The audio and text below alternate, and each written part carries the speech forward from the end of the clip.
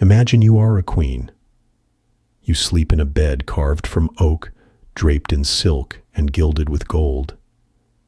Yet, when night falls, you are never truly alone. 30 people surround you. Ladies in waiting whispering prayers, guards watching the door, physicians at the ready, and sometimes servants lying at the very edge of your bed. Privacy does not exist. Even your most intimate moments, sleeping, bathing, giving birth, are staged before an audience. You may be crowned with jewels, but you are also trapped in a cage of endless eyes.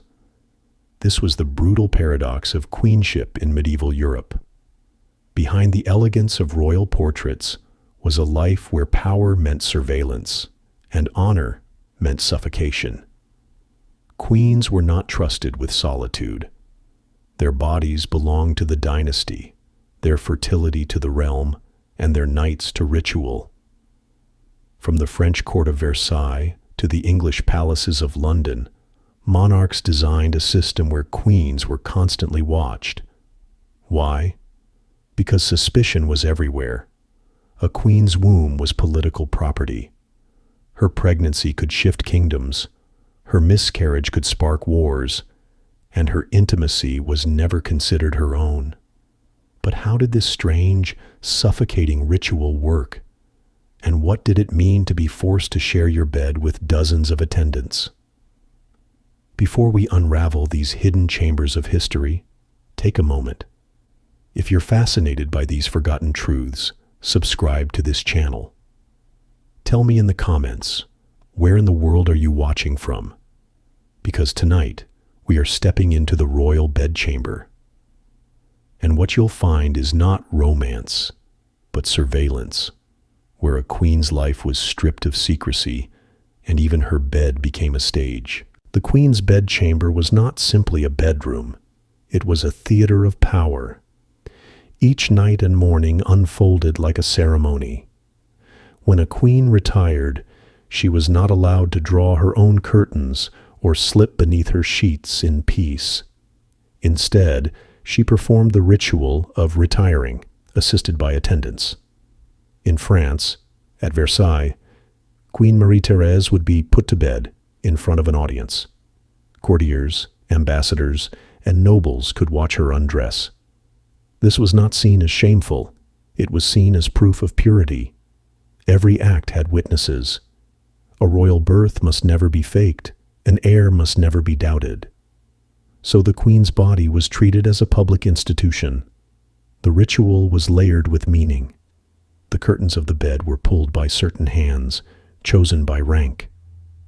The queen's gown was removed by one lady, her shoes by another, her jewelry by another. No single attendant was allowed too much intimacy. Power was divided across the room, so no one woman could hold the queen's secrets. But the strangest part came after. When she lay down, her bed was never empty. A queen often slept with servants at the edges, or with noblewomen stretched at her side. These women acted as both companions and guards. Their presence protected the queen's reputation. If she conceived a child, no one could claim it was not the king's. The audience of the bedchamber was living proof of her virtue. To the modern eye, this looks like surveillance turned into spectacle. But to medieval monarchies, it was necessity.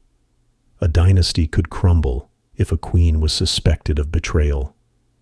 So she surrendered her privacy, not to choice, but to duty. If the queen's nights were crowded, her labors were unbearable. Childbirth for a royal woman was the most public event of her life. When a queen went into labor, her chamber filled with witnesses, midwives, physicians, ladies in waiting, and often noblemen who pressed into the room to observe. Why such cruelty? Because nothing was more dangerous than doubt. If a queen claimed to give birth, but no one saw the child emerge, rumors could ignite like wildfire. A rival faction might whisper, "The heir is a changeling. The baby was smuggled in." To prevent this, queens were forced to give birth in open view. One of the most infamous cases occurred in France. Queen Marie Antoinette's chamber, during the birth of her first child, was so packed with courtiers that the air turned suffocating. Windows had to be smashed open just to let her breathe. Privacy was denied even in agony. Her cries were not her own. They echoed before an audience. But there was method behind the cruelty. A legitimate heir was the anchor of the monarchy. Every noble had to see with their own eyes that the child was truly hers and truly of the royal bloodline. The queen's body was a national stage, her womb the property of the kingdom. What modern minds call humiliation, medieval courts called security. The queen suffered for the crown, and the crown demanded proof. You might think that with 30 people surrounding her at all times, a queen was never lonely. But in truth, she lived in a deeper isolation than any commoner. Solitude was impossible. Friendship was rare. Trust was nearly non-existent. Imagine lying in bed, with attendants whispering beside you. You stir in the night, and every movement is observed. You speak a private word, and it is carried to the court by eager ears. The queen lived surrounded by bodies, but starved of freedom. Letters from queens reveal this haunting emptiness.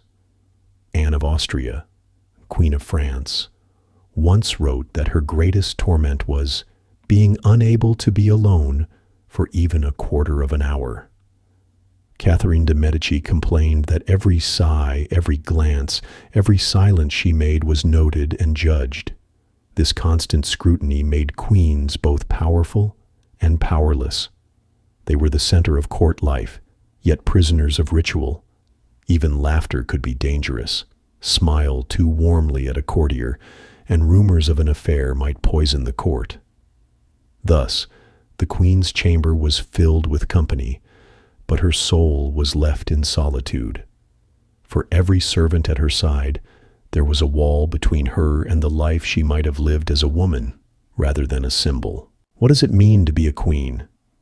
History tells us of crowns, jewels, banquets, and palaces.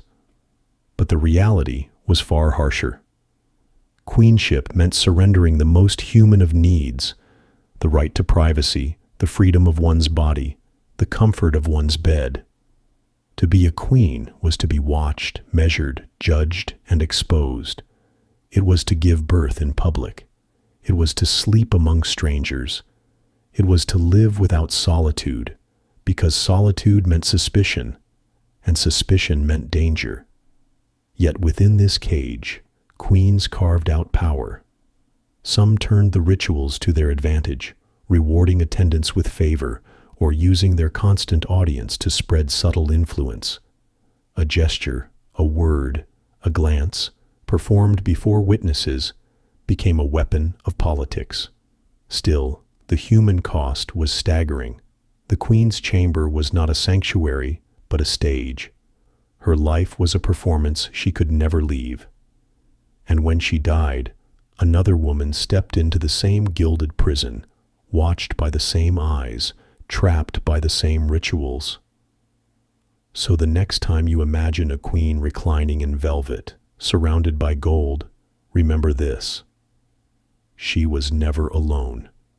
Her power came at the cost of her humanity, and the most sacred place, the bed, was never hers at all.